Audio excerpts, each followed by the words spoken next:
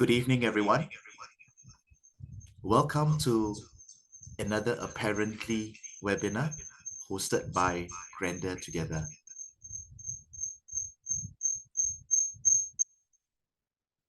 My name is Shanton Sung, and on behalf of Grander Together, I would like to thank you for being on time at tonight's session. And I will say a little bit about what the Apparently webinars are about. So tonight's webinar is about screening screen time. And this webinar comprises a series of panel discussions between people across generations, bringing their professional and personal perspectives to help strengthen intergenerational families.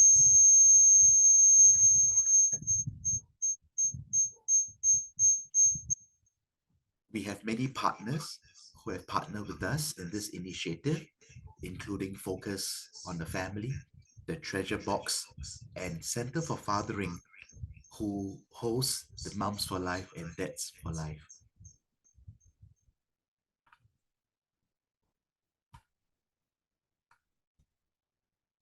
Tonight, we have a panel of 4 very interesting and knowledgeable panelists. First of all, I'd like to introduce Esther Foong. Esther is the co-founder of the Treasure Box, a company whose mission is to help families grow relationally. She also co-founded SGFamilies, a ground-up movement to raise wholesome families. She is a family life educator and a part-time lecturer at the National Institute of Education.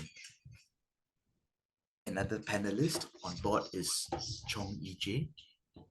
EJ is a dynamic family life educator and a trained counselor. He has conducted hundreds of parenting workshops with reach totaling more than 35,000 parents to date, and regularly appears in both English and Chinese media as a family expert. So we'll hear more from EJ later. Edmund is another panelist on our webinar tonight. Edmund is not a parenting expert nor a counselor. He's just a regular dad of 2, trying to figure things out as he goes, just as many of us are as parents and grandparents. He runs a music-based team bonding company and a marketing agency, but his most important and humbling role is being a present versus an absent dad at home. Our 4th panelist tonight will be appearing via a pre-recorded video. He is C. Raja Kumar. Raja is a grandfather of 2 lovely children, and he will be sharing his grandparenting screen time journey via that pre-recorded video, which I will play later after EJ, Esther, and Edmund has had their say. So to kick off, might I please let EJ address us. EJ, over to you. Thank you so much, Shanton, and it's good to see everyone this evening. Thank you for taking your time. Just let me go on to screen sharing. Okay, I hope you can see my screen. Yeah, let me just begin today's session with everyone. Right. Oh, sorry. Let me just reshare the screen again. Right. Apologies. All right. Yeah. So once again, welcome everyone. Thank you so much for being with us today. I have the privilege and the pleasure of being the first speaker, and privileged to be amongst friends whom we're going to be sharing this topic together. So my name is EJ. I'm a counselor, family life specialist, and I think more than anything else, just like everyone here tonight, I'm also a parent myself.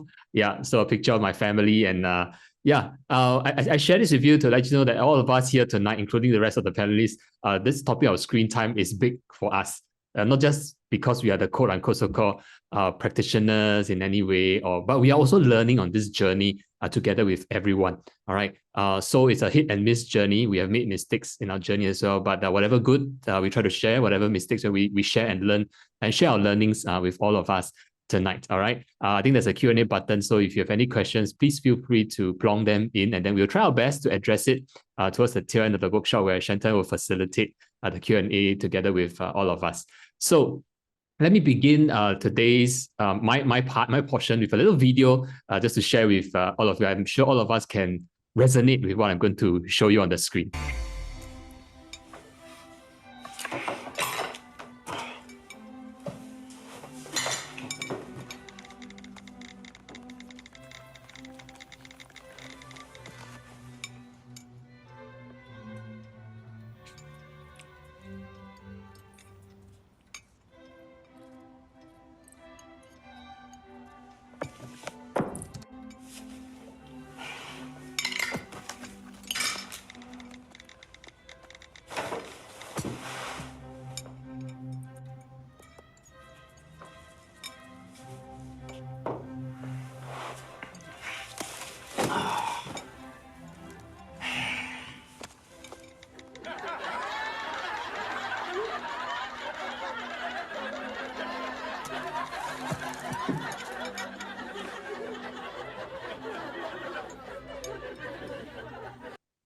So as we talk about screens and managing screen time, I think the first thing we have to know is it's not just about the kids. It's about every generation. All of us need to learn to better manage our screen time as well. Of course, our children being younger need more guidance and need more support as well. So the truth of the matter is, I know this is data from 2021, all right? And it already showed that there is, escalating amount of screen time that our kids are using on their personal devices, on social media. I'm sure 4 years down the road, 2025, if we were to ever do this survey again, the numbers would keep escalating. All right. So this is just to share with us that, the numbers are climbing and screens are a big concern for all of us. And I'm sure all of us attending this webinar today are concerned about this topic. It's a brewing storm. All right. Screens is impacting our children and youth. And let me just share with you some of the things that are happening around right now. Health and developmental impacts. We're seeing so much reports going around right now. Myopia on the rise, all right.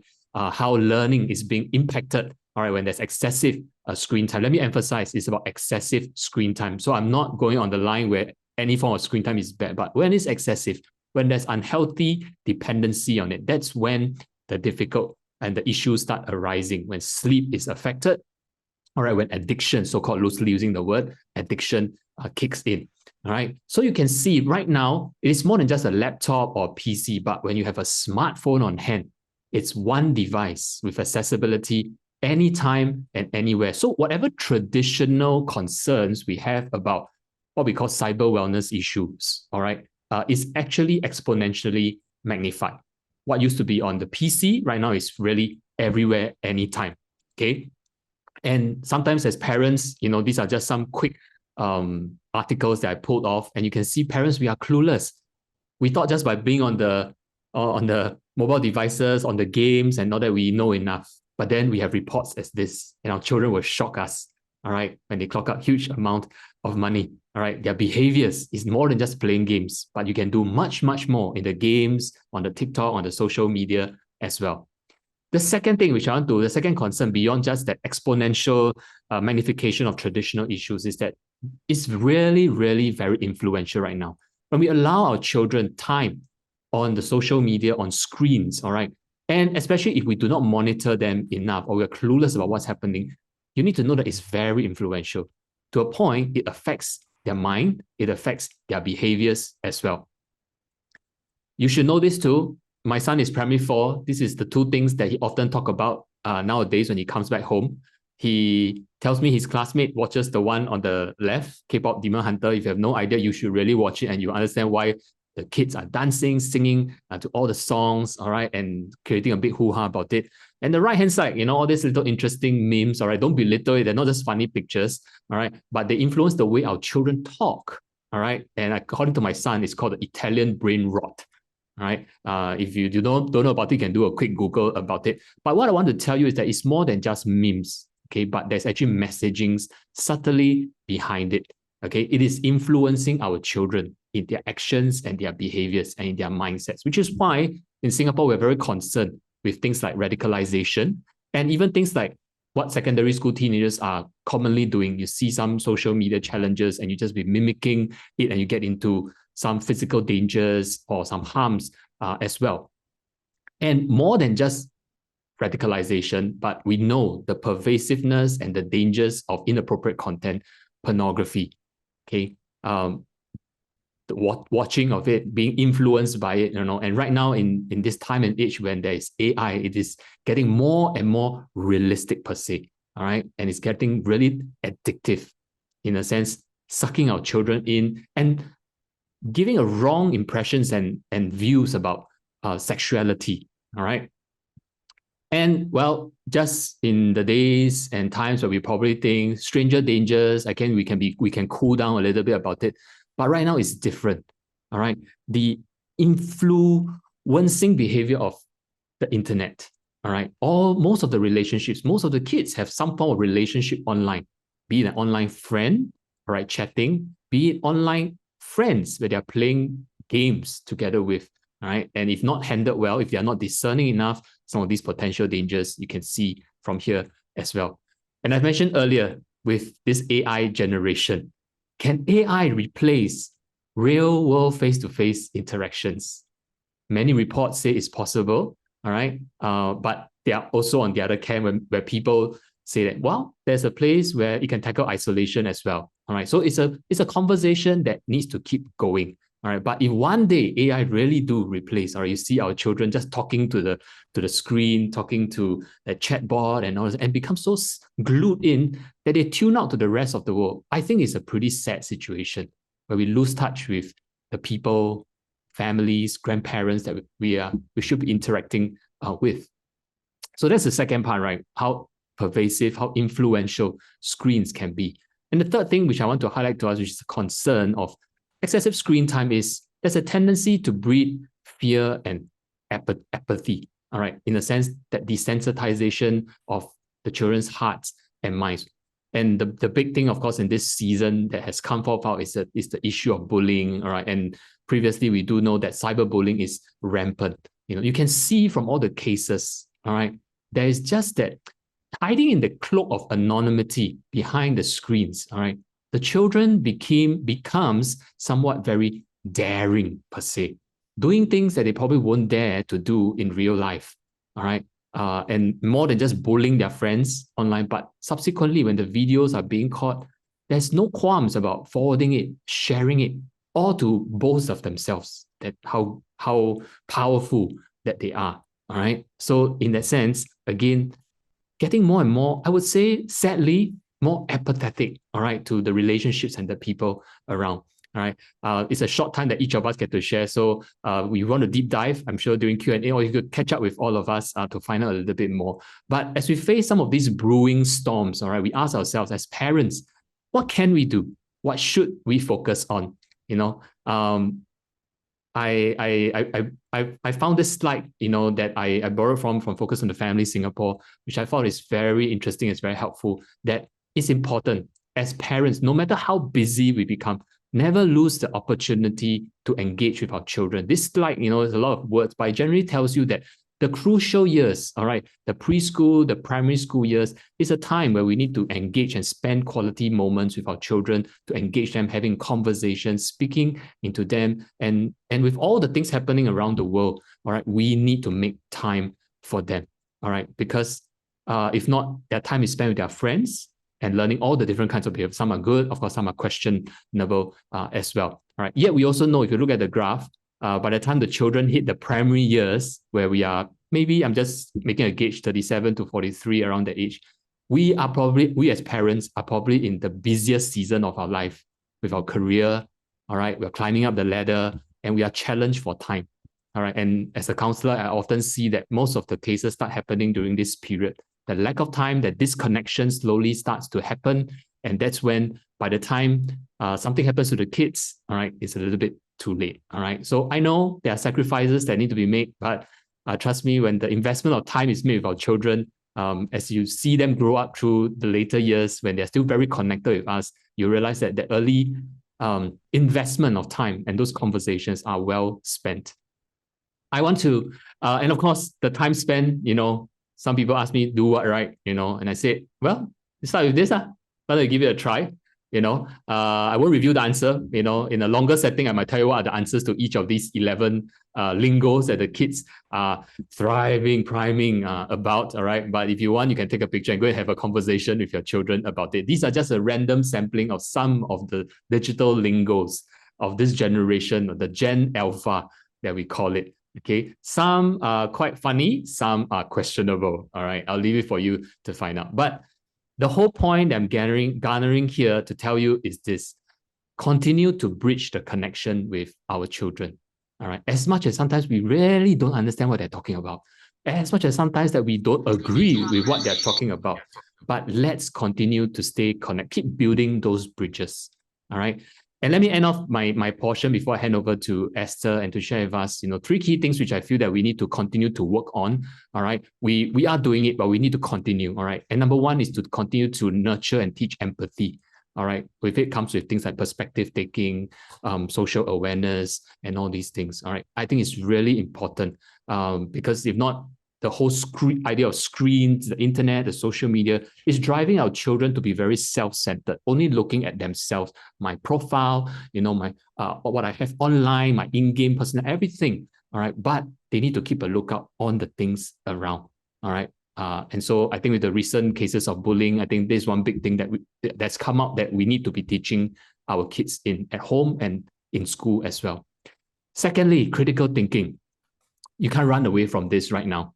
All right, it's probably one of the core skills with AI, especially. I've sadly seen kids right now submitting homework, just blindly copying everything from AI and thinking that's the perfect answer. But more and more, even with the best of technology, it forces us, we need to slow down, pause, discern, and think. Not everything the internet gives you is 100% correct. All right.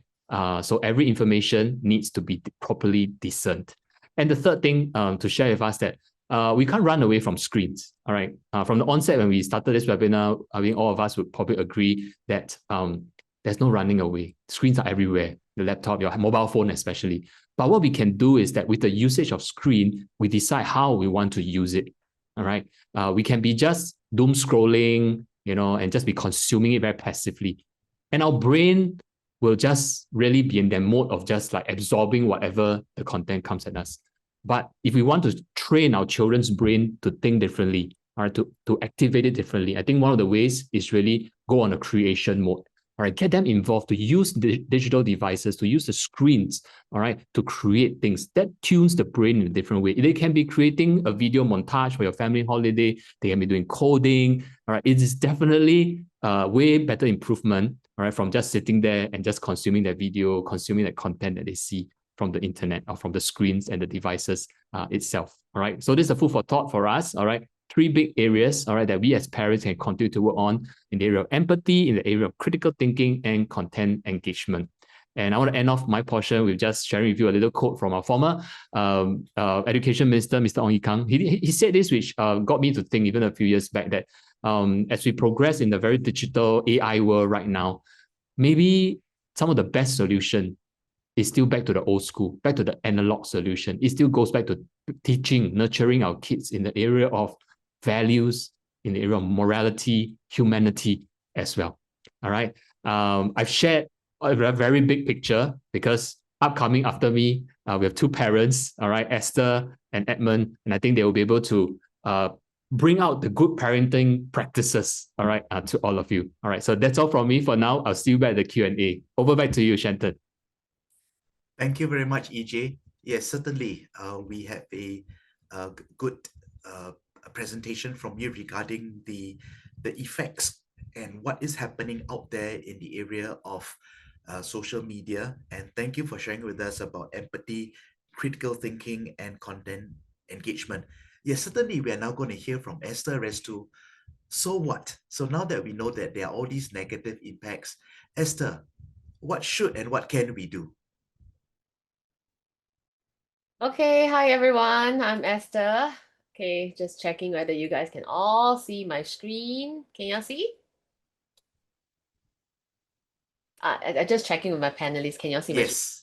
Okay, so hi everyone, I'm Esther and this is my family. I already saw one question that one of you have put into the Q&A asking about your teenage boy. Yes, I have a teenage boy, but I don't know why he looks so young in this photo, but my boy is secondary 2, Nathan, and I'm a PSLE mom. This is my daughter, Phoebe. She is P6, and then, of course, my very handsome husband, who is tuning in right now.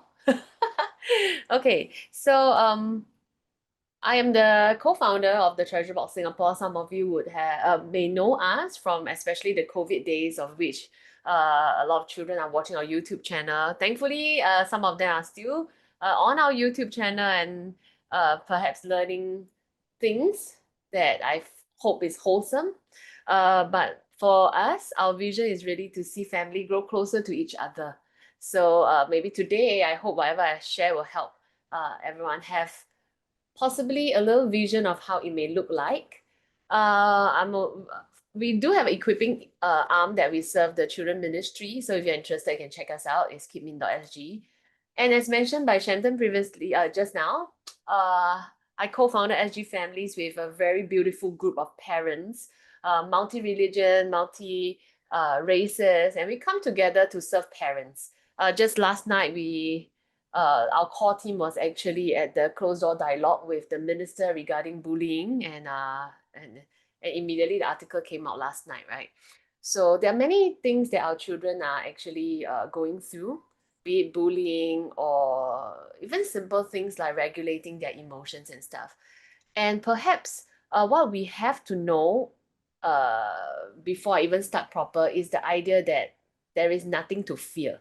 Okay, if we are going to approach the digital world with fear, then I think we are not gonna be able to think clearly and find strategies that may be good. Uh, and if a school holiday is coming up, if you want to know how are some ways we can harness digital devices or apps positively in a way that can also help with family bonding. You can check us out on CNA. We have a whole series of 6 episodes called Bite to the Habit that you can journey with us, including whether digital detox is like the best deal.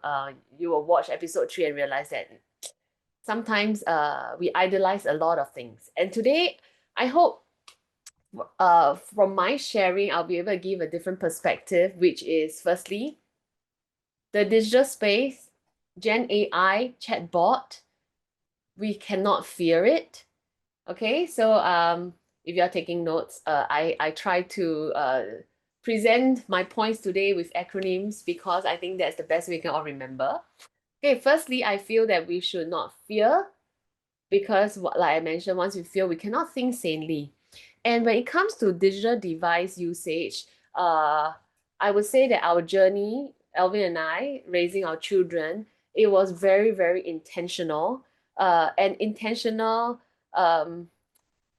management of these things, actually a big part of it is firstly the conviction of whether you are ready and you are willing. So I think today, if you are here, I am supposing that you are keen to want to know how to do it. Okay, so maybe a quick yeah, I didn't manage to know what are the different parents age group with us today though, and I won't get to see your faces, so I also don't know your ages. So if today so today, what I'm going to share, I think I will go by some principles. The brief that I've gotten from Shanton is that in a family of different generations, I already saw one of the questions like, my son is addicted, I can't get him off the phone. And then at the grandparents' house, he behaves the same way. If you're a grandparent here today, don't be offended or feel defensive because I think a grandparent's role and a parent's role are very, very different. Just like when the grandparents here, when you were a parent, I'm very sure your concern and your intentionality to make sure your child grow up well is the same as us today as parents. But because you're now grandparent, your role is very different. You love, you care, you dote them a bit more. And that is fine. But to make things easier for everyone, sometimes I feel it is all about coming together to find the right strategies. So today my acronym that I hope that we can all land somewhere is called CARE, care. Because I think we all care, huh? That's why you're willing to bend down, bend up. The grandparents, wow, carry so heavy, still must put them on the playground and help them slide down. Because you care. That's why you're willing to spend the time and the energy. And similarly, for the children, for the parents here, because you care, that's why you are worried. That's why you may have certain conflicts and clashes with other caregivers at home. It could be your domestic helper. It could be your parents, your in-laws, or even the auntie, uncle who come by your house and comment. Okay, so what is C? So I hope that this can be a framework for all of you that is practical and relevant for the parents, the caregivers, and the grandparents amongst us to work together despite having different perspectives. Okay, number one, C, clarify the common goal. I feel that a lot of conflicts at home when it comes to digital device usage is because we actually don't know what we all want. Okay, so the thing is, grandparents may just want the grandchildren to like them. So whatever they want, they give. And technically, they want to have a good relationship with their grandchildren, hence they behave that way. And I can understand. But from the parents' perspective, perhaps they are thinking of like, hey, I want to prepare my kid for the world that they are able to think. I want to manage the amount of screen time they have. Why you spoil markets, yeah? Okay. So I think the first thing we have to do is really, why do we want to have this conversation? Which is, we hope that our children can have a healthy balance between screen time and real life activities, right? So when we agree on the big picture, then we can set some non-negotiables. So I'm gonna tell you a little story about how Elvin and I actually, my husband and I actually had to strategize how to do it. So of course, conversation with my with the grandparents. Okay, hey, cannot lah, too much. The studies say, then we send them articles, and then we ask them, what do you think? You also use a lot. Hey, you see, you observe your friends, right? Don't want to talk to you anymore. Always looking down. So we try to help them see the effects instead of just telling them no, cannot. You all must obey the parents' instructions. So that was the first step. We help them see why this is important. And then I have to acknowledge that actually as grandparents, they may not know what constitute to some rules. So we actually recommended, yes, you can give, but before you give, can you on the alarm, the timer first? And then you set clearly, let's say for the 4 or 5 years old, the screen time, let's not give more than 10 minutes. Actually, if you're watching one episode of Bluey, it is about 8 to 10 minutes, just nice one episode. So we actually had to brief the grandparents, hey, these are some shows that are just within 10 minutes. So if Mei or Gogo ask for screen time, these are some episodes that can safely, they finish, then they won't quarrel with you, one more, or like, I'm halfway through. You won't have to struggle with that. So we recommended these are some of the shows. They fall within the 10-minute zone for one episode. Let's use this when they ask you for it. And of course, just now I mentioned, a timer and alarm is very important because children who are younger can't tell time yet. So sometimes when it beep, beep, beep, beep, beep, beep, beep, or maybe some dramatic music comes because time is up, actually it helped the grandparents be able to say, hey, we set time, you see it is ringing already, just now we set it this way, and we must do it together, because when you're with Papa it's the same, when you're with Mama it's the same, when you're with Papa Gong Gong it's the same. So because common goal, and then we are able to match with similar strategies, then we won't have a situation whereby the kids say, Papa is nicer, Papa let me use the whole afternoon. Okay, so these kind of things wouldn't happen so easily if we don't assume, okay, parents, let's not assume that grandparents would know how to do all these things. So don't need to get angry, I feel. Just have to come together, agree on something, share each other's strategies. For example, bedtime rules, device-free zones, or some of the age-appropriate apps. For our family, we also set different rules like if you are gonna let them watch something or watch something, firstly, we already curated a group of shows that they can watch lah.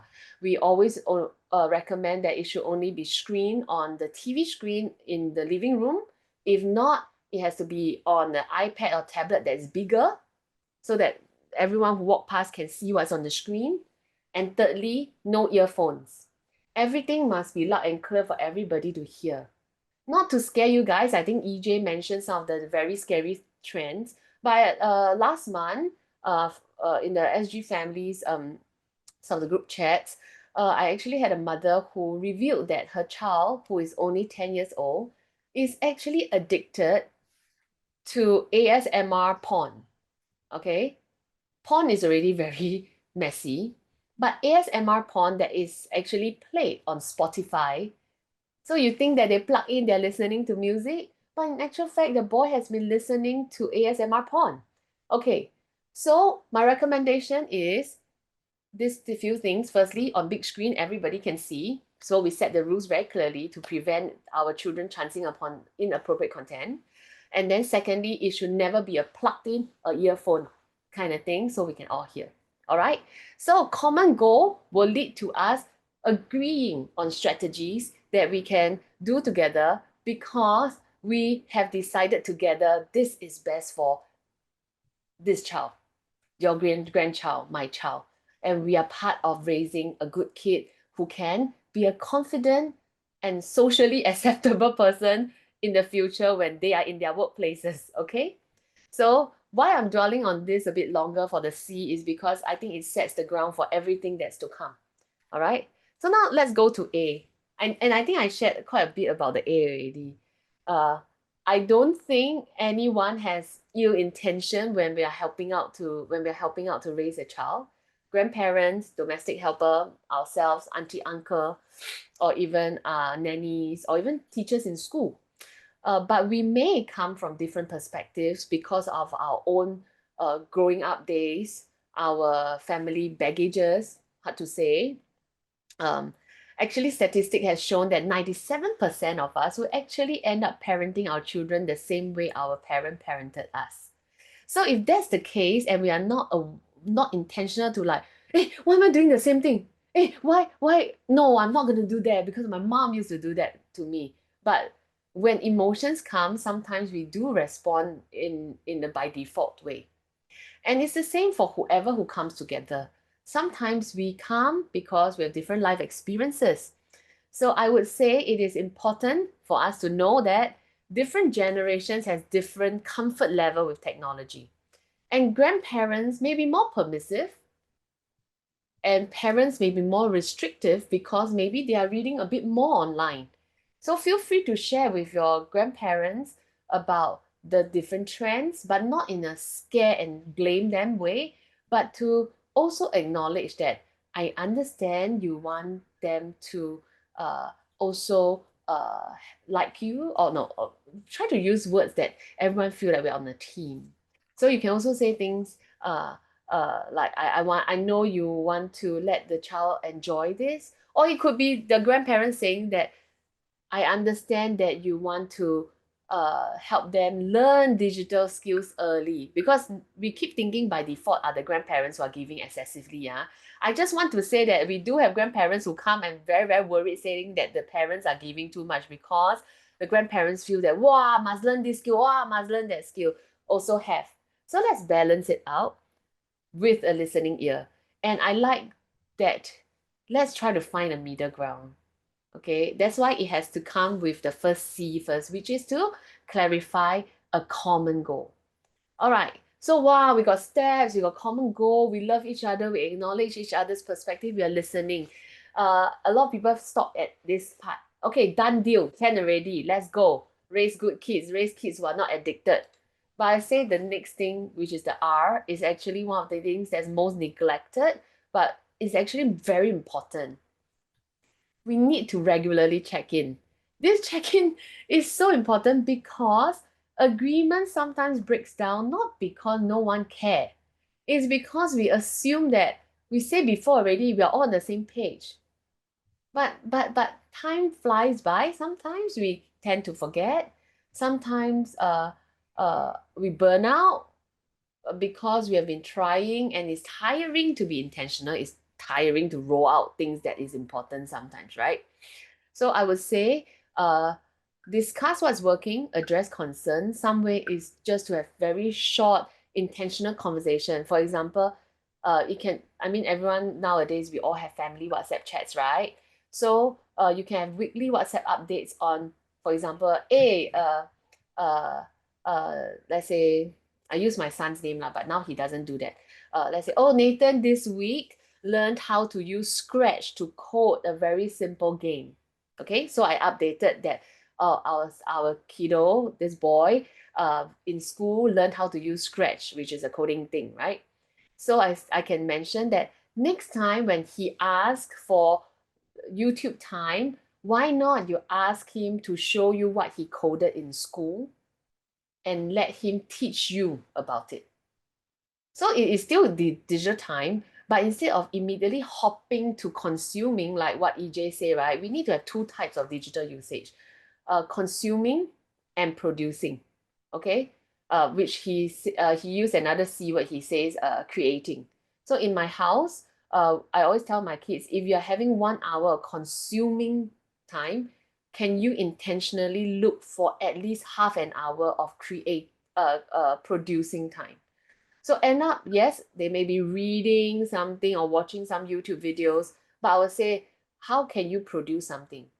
It could be simple things like write me a paragraph of what you have watched, the synopsis, or give and tell me 5-star rating. This video you will rate how many stars, you know? These are simple things that we are also building relationship. I know more about their world, but they are not spiraling into episodes after episodes. Okay, so regular check-in is important. Regarding concern, you can share observations. For example, I notice Mei Mei is watching a lot of videos, and in this kind, especially this kind, and then make her talk a certain way already. What do you think we should do? Instead of immediately saying, why you let them watch? Why you let her watch? Say, what do you think we should do?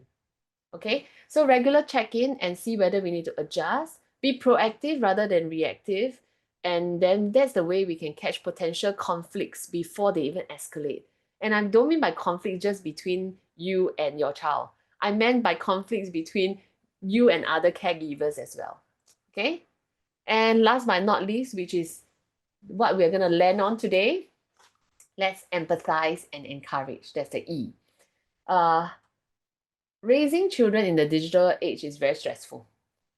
You don't know what they see. Like my daughter already know how to sing the song Golden even before we watch the show together. Okay? Can you imagine for her to be able to sing every single word when she had not watched the video before? Can you imagine in school during the whole 20 minutes recess what's happening? The whole class is singing.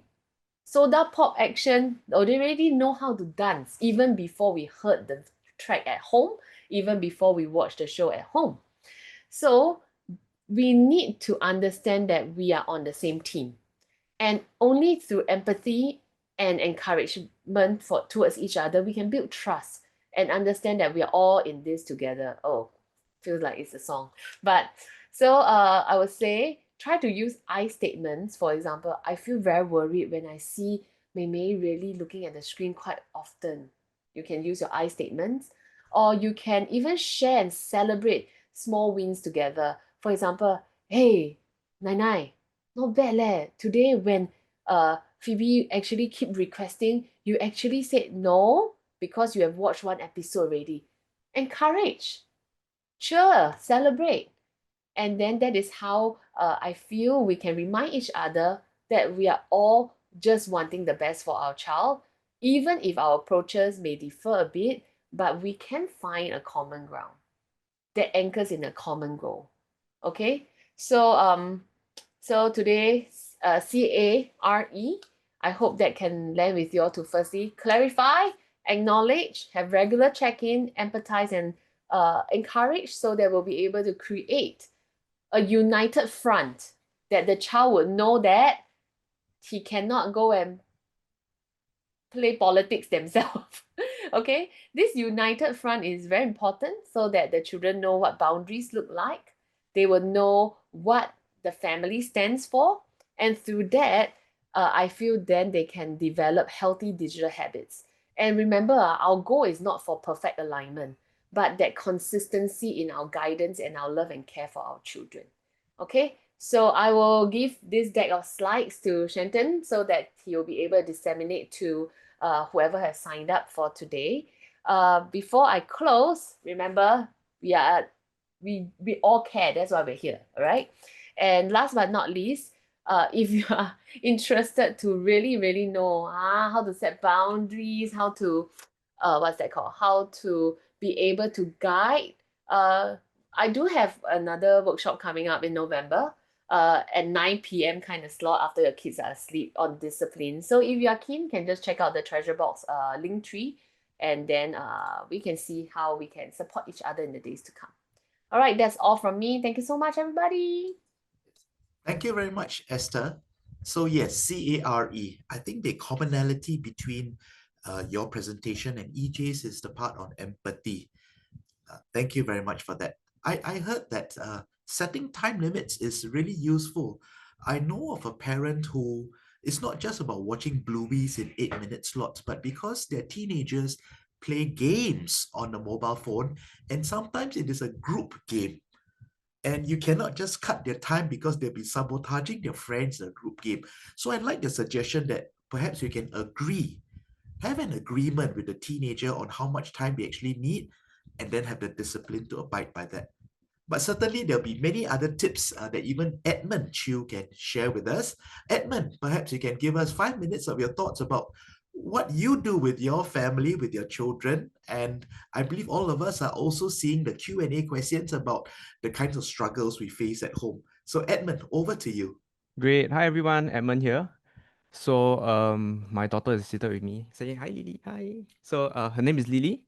So special shout out to EJ and Esther. Thanks so much for sharing. I believe I'm learning a lot as well. And shout out to Treasure Box, my wife. I actually bought some of the materials from there, very useful. So for those of you parents who want more materials about parenting, can check out her website. So I did prepare some slides as well. Let me just share my screen. Okay, so can you see my screen now? Okay, so screen time, is it all that bad? I took this photo of my kids, I think just last week when we were in Da Nang. So usually when we see things like this, right, some parents will tend to judge, right? Oh, you watch phones during meal times. So anyway, when I took this photo, right, after 3 minutes, they returned me the phone. So I'm just going to share some of the methods I've been using, right, to, manage screen time. Okay, so first of all, who am I? My name is Edmund. I'm an entrepreneur. I run my own business. I have a music school and I also have a digital marketing agency. So you can imagine how much time I spend on phones and on screen because I run ads for my clients, right? All the time on Facebook and Instagram. So if if I were to show you something, right, before I even talk about my kids' screen time, let me show you my own screen time first. Okay, I took this screenshot last night when I was doing the slides. For those of you watching the panel, please, if you have an iPhone, let me know if you can beat me. I'm like 8 hours screen time per day, which I think is ridiculous. It's really a lot.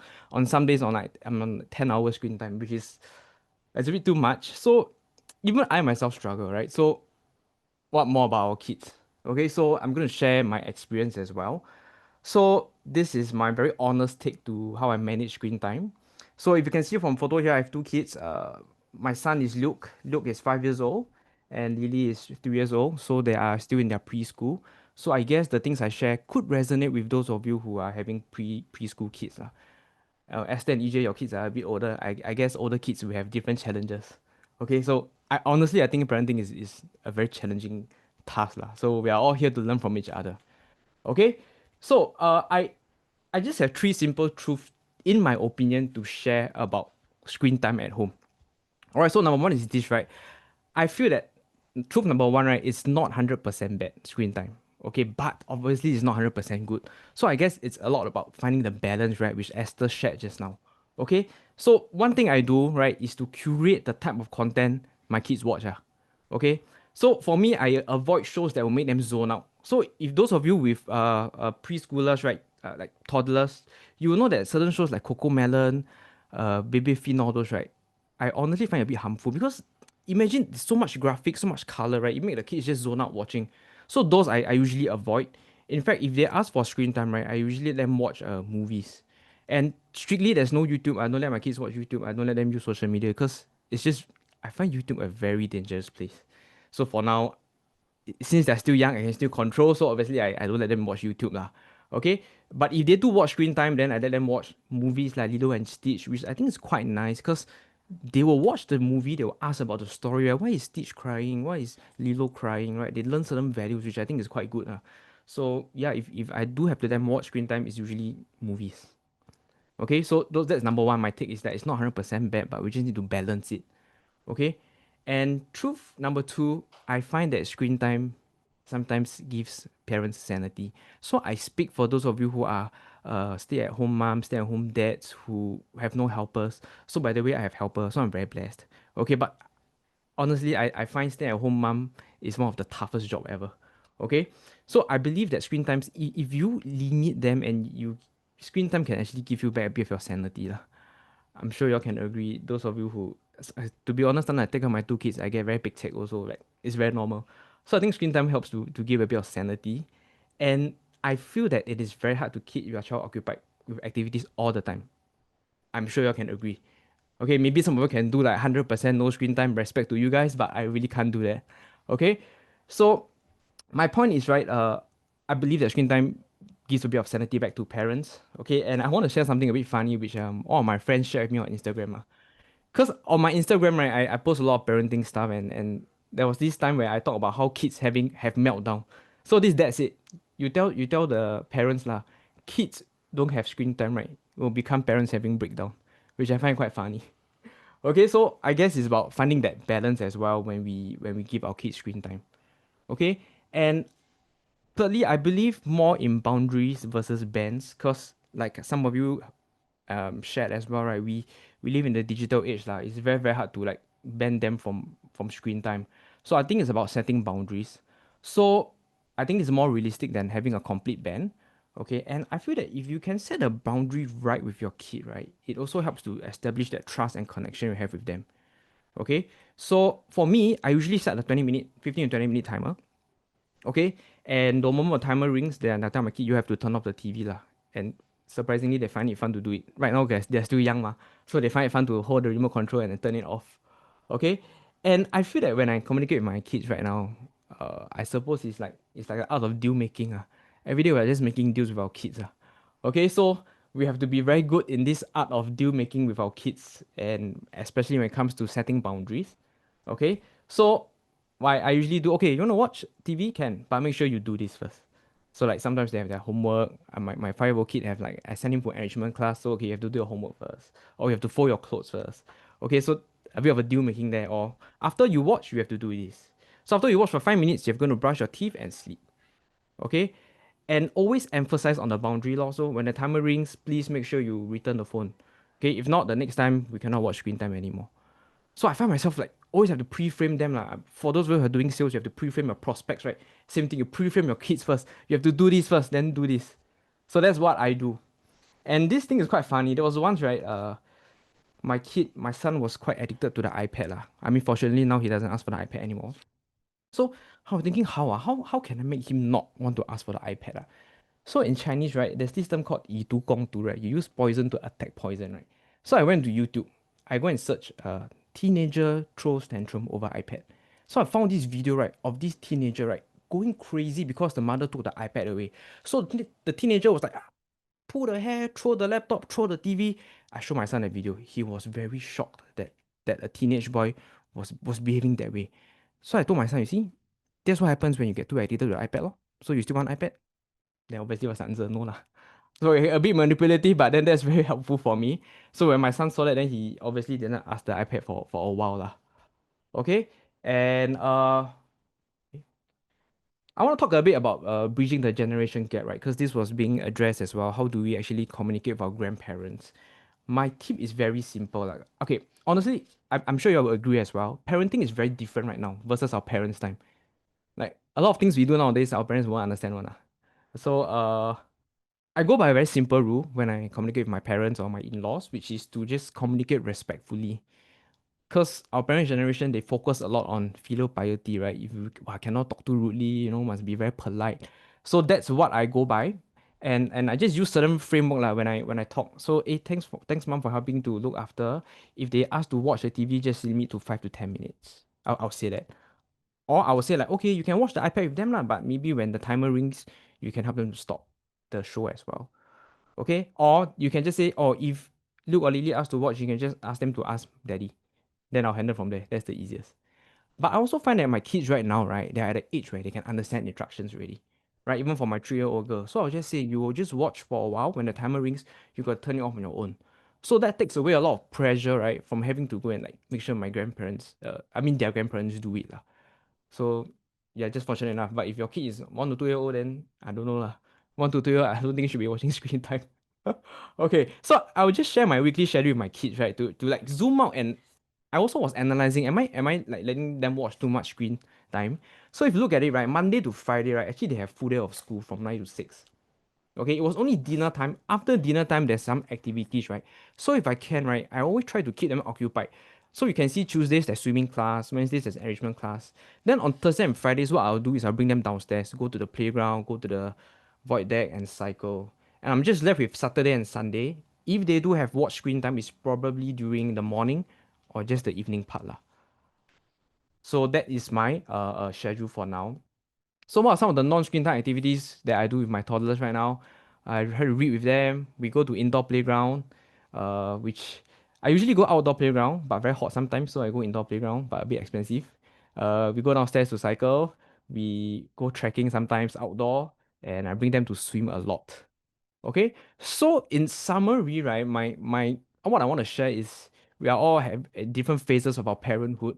I think the key thing is just to try to be present and patient and try to build connection one step at a time lah. Because at the end of the day, right, like nobody is perfect. That's why we're all here to share and to learn. And I think for me right now, it's just about showing up and setting boundaries with. So whether you're a parent or grandparent, right, we are all on the same team. We're just doing our best to raise like proper kids. Kids don't become bad person, okay? Happy and healthy kids in this digital world. And my plan is very simple. Is to maintain a very strong connection with my kids, right? So that this world is ever changing, it's very chaotic. So my plan is just to maintain very strong connection with them so that they know that I'm always there for them. Lah. Right? As they go to secondary school, teenage, they'll face with a lot of troubles. I just want to make sure that they know I'm here for them and hopefully I can navigate together with them. All right, so thanks so much for listening. Thank you so much. That's what I have to share. Thank you, Edmund. So there was really some practical tips from a real life parent on what he does with his children. We're now going to watch a video from a grandparent. So C. Raja Kumar is a grandfather, and he's going to share with us what he does with screen time for his grandchildren. Let's have a listen. Let me share the screen. Hello everyone, my name is Raja. I'm a grandparent of two. One is a 3-year-old boy, another one is a 2-month-old boy. Today I'm going to share with you my screen time challenges, how we're going to overcome as a grandparent, as parents, and also as helpers included, how we can all provide quality childhood upbringing for our children. You know, in the past, if you look at us when we grew up, we were not exposed to a lot of screen time because there was not much of screen time available, right? Compared to now, we have 24/7 screen time available. For example, in YouTube's, we have it in Netflix, even our TV show programs. It's plenty 24/7. It is certainly very challenging, especially for the parents with so much of burden in their work, household. It is so difficult to manage and balance this. So in this way, sometimes they may view putting the child in front of a screen, whether it's a TV, iPad, or mobile, it becomes a relief point for them to do something else then leave the child alone. Yes, at times it can allow that because if it's a limited time, but the moment it starts extending from one day from 15 minutes, it could go up to 30 minutes, even an hour and a half, it could lengthen and lengthen, and then we would have a problem. So I'd like to share with you some things today, how we tackled some of those things. Not perfect yet, but we are still learning as new grandparents. But I thought we wanted to share that with you. If that works, please apply. When we look at TV, right, we didn't in the early stage when my grandson was born, we did not expose him to any mobile or iPad. Just coincidentally, we didn't do that. We just focused on just TV. So it means that we didn't have exposure only on 30% or 33% of the time. Imagine exposing him to TV, mobile, and iPad. It means that you become very mobile wherever you go, even for dinners or in the car or in the bus. You tend to start exposing them. If it's just only for TV, it means it's going to be very, very limited. So step one, I would recommend to all parents or even grandparents and even helpers is not to expose them to phones and even iPads. But phones we did use, but more for video chats because I stay in Yishun. My grandson stays with the parents, of course, in Bukit Batok. It's far and I do travel. And we use that mobile phone more for video chats than just screen time. That helps anyway. So that's one of the things you want to start with is the exposure of a media, how we want to do that. So that's the first example I like to share. Second area we did that was as parents, they did not have screen time in the bedroom, no in dining hall at all, no TVs. I know as I mentioned in the cars, not even in the restaurants at all. So only in the hall. So he knows that this is the space I watch TV. So we give him a space and that's where he can engage there. So that helps. The other portion is that no doubt we still need to provide some form of screen time, as I've mentioned, is unavoidable, but we could look at high quality content programs. Let me give an example I'd like to share with you today. I have a book here that we bought for him called, not here to advertise this book, I'm here just to talk about, it's a very good book. It's called A Very Hungry Caterpillar. Excellent book. I used to read that to my son in the past. Now I'm reading that to my grandson. In fact, the reading goes to my wife, who's a teacher. She's an excellent reader. He definitely engages her. So we typically read this book to him, right? It's all these books. Very engaging book, very nice.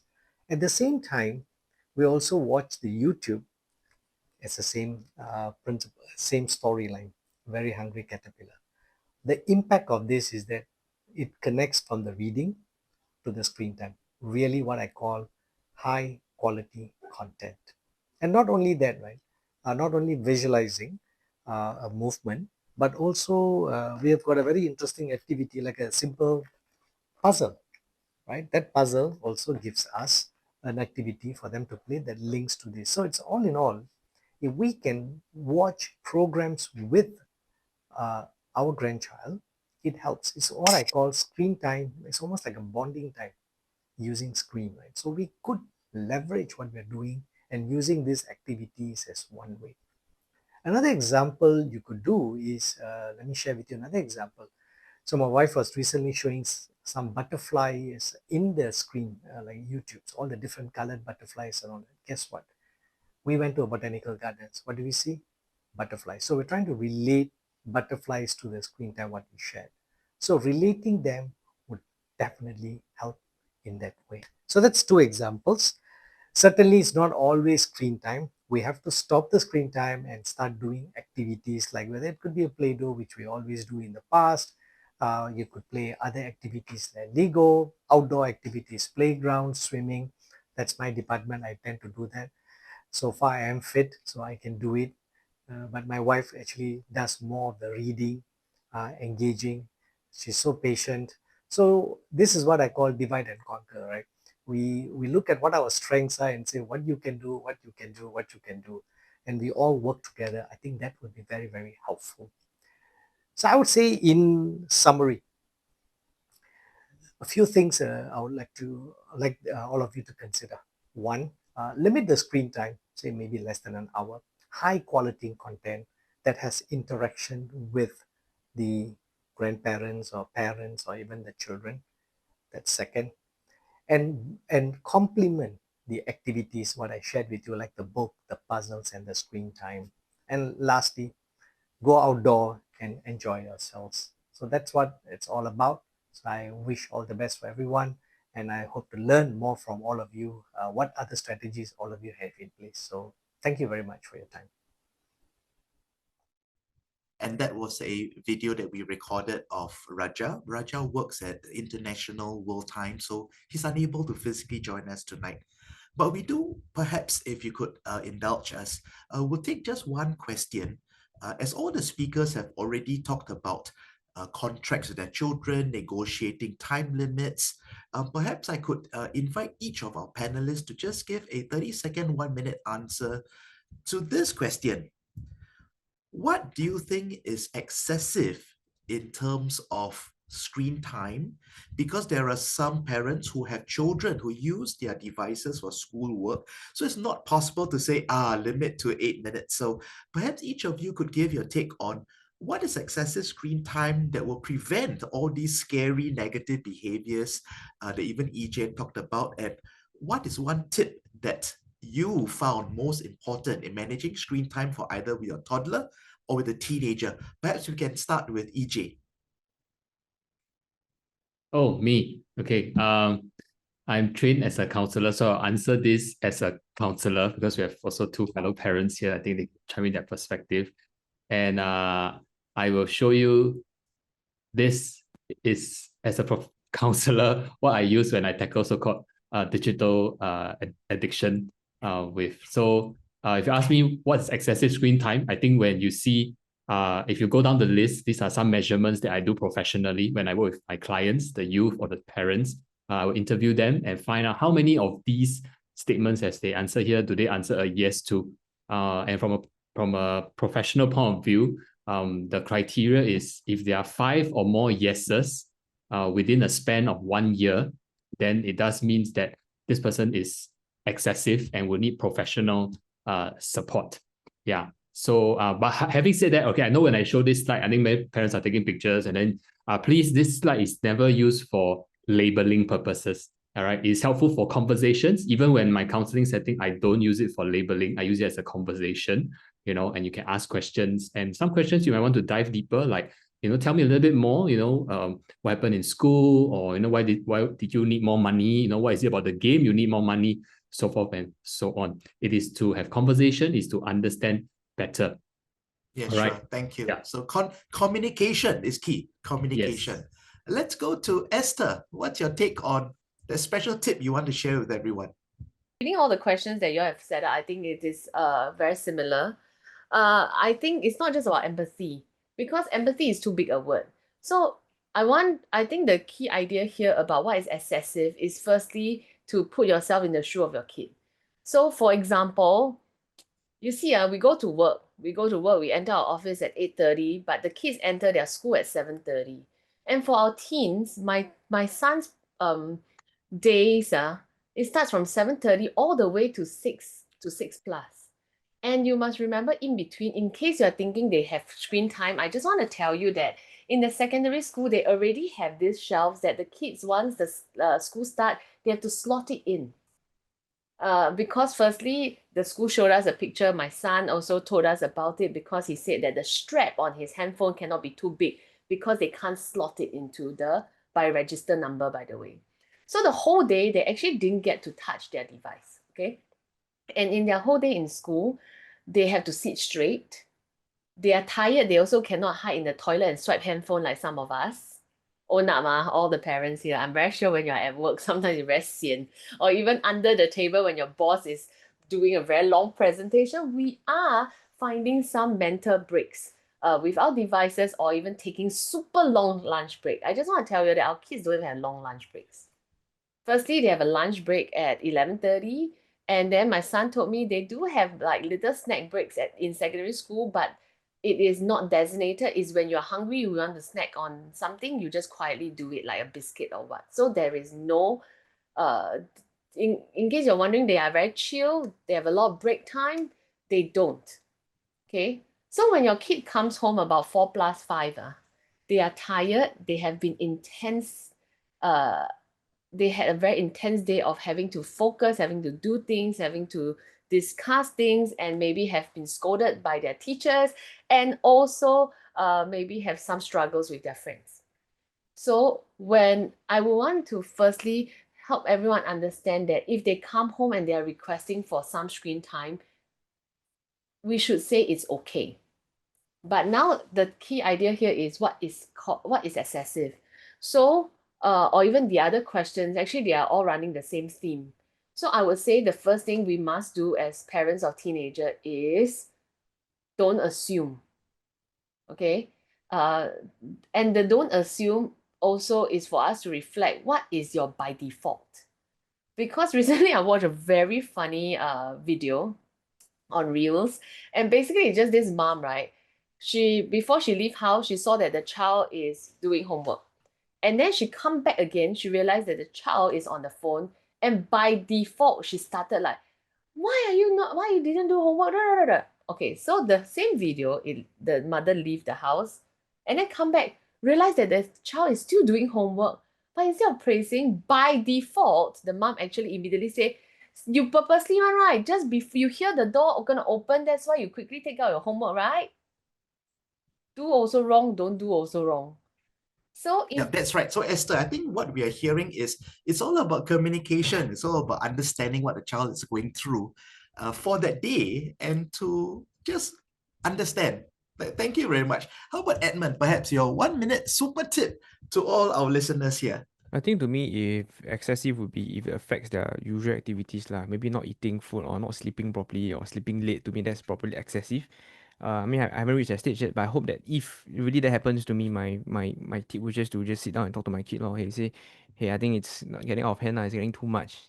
Is there a way I can help you? Like, just probably have a good chat, lor, and find out whether I can just get my point across to him. Lah. Just a good talk, lah, basically. As we close, thank you very much to all our panelists. We just want to make some closing announcements for everyone. So as I mentioned, this recorded video will be uploaded on YouTube, so you can refresh again and go through the various tips that our panelists have shared, including the Q&A. So we promise the Q&A will be answered by our panelists and can be accessed by everyone. So I'll contact everyone again via email. We also want to announce that our next interesting webinar will be on the 10th of September, just in time to allow us to support our grandchildren in their exams, major exams. And we're going to feature Mr. Khoo Zee Hong, who is the current principal of ACS Barker Road. The next webinar after that will be on the 5th of November, and it'll be about how grandparents can actually support their adult children and their grandchildren when there is a difficult situation like a separation or divorce in the home. So look out for these future webinars. We do have another event, interesting one by Focus on a Family. It's called Fam Jam. So I'd like perhaps EJ to say a little bit about this. Thanks, Shenton. Yeah, so upcoming in October, Focus on the Family will be organizing this community event, organized especially for parents, especially with young children. It's like celebration for Children's Day. It's like a carnival. There'll be fun, there'll be food, and family coming to celebrate together. So 18th October, please come down. It will be at South Beach Avenue at the Fountain Plaza. So you can head over to scan the QR code, head over to the website and secure your tickets over there. Yeah, thank you. Thank you, EJ. And so we've come to the end of our webinar. So as promised, we will download all the questions that our participants have put up. We apologize for overrunning, but really this is a very intense and very interesting topic that everybody wants to get involved in. And I'm sure the panelists are so excited to answer all your questions too. So my promise, we'll put in all the answers on our website. So thank you very much, everyone. And do look out for the YouTube recording on our Grander Together website and YouTube channel.